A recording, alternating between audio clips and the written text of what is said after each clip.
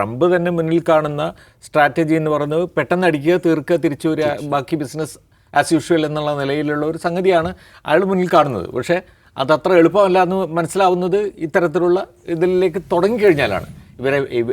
എപ്പോഴും ഒരു യുദ്ധത്തെ സംബന്ധിച്ചിടത്തോളം ആരംഭിക്കുന്നതിനേക്കാൾ പ്രയാസമാണ് അവസാനിപ്പിക്കാൻ.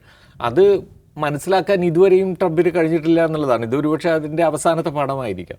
എനിവേ അത് മാർക്കോ റൂബിയോ അങ്ങനെ പറയുന്നുണ്ടെങ്കിൽ മാത്രമല്ല, അതേ മീറ്റിങ്ങിൽ ഈ G7 ഉച്ചകോടിയിലെ ബാക്കി എല്ലാ വിദേശകാര്യമന്ത്രിമാരും 7 രാജ്യങ്ങളിലെ വിദേശകാര്യമന്ത്രിമാരും ഒന്നിച്ചു ചേർന്ന് മനുഷ്യനാശം ഉണ്ടാവരുത് എന്നുള്ളൊരു സന്ദേശം കൊടുക്കുകയും ചെയ്തിട്ടുണ്ട്. അപ്പോൾ അങ്ങനെ ഒരു വശത്ത് നടക്കുന്നു ഒന്ന്.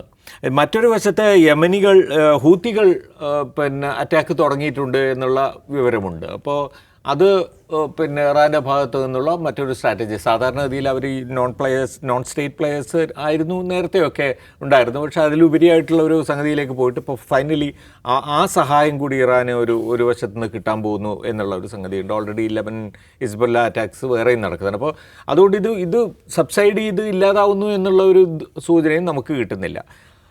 പിന്നെ ഒരു പോയിന്റ് എന്താണെന്ന് വെച്ച് കഴിഞ്ഞാൽ എനിക്ക് തോന്നുന്നു ഞാൻ സൈഫിന് ആ ലേഖനം കാണിച്ചു. റാം മാധവ് എഴുതുന്ന ഒരു സംഗതി നമുക്കറിയാമല്ലോ. റാം മാധവ് RSSൻ്റെ ഒരു ഐഡിയോളോഗാണ്.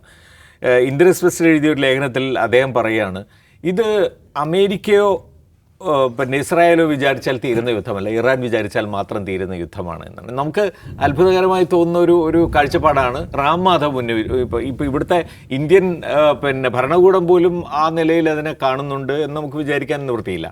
പക്ഷേ പറയുന്നത് ഇറാൻ അതിൻ്റെ നമ്മളൊക്കെ സംസാരിച്ചിരുന്ന ആ വിഷയങ്ങളൊക്കെ ഉണ്ടല്ലോ, അതിൻ്റെ എല്ലാ വിധത്തിലുള്ള തയ്യാറെടുപ്പുകളോടും കൂടി യുദ്ധത്തെ നേരിട്ടതിൻ്റെ ഒരു ചിത്രമാണ് നമ്മളിപ്പോൾ കാണുന്നത്.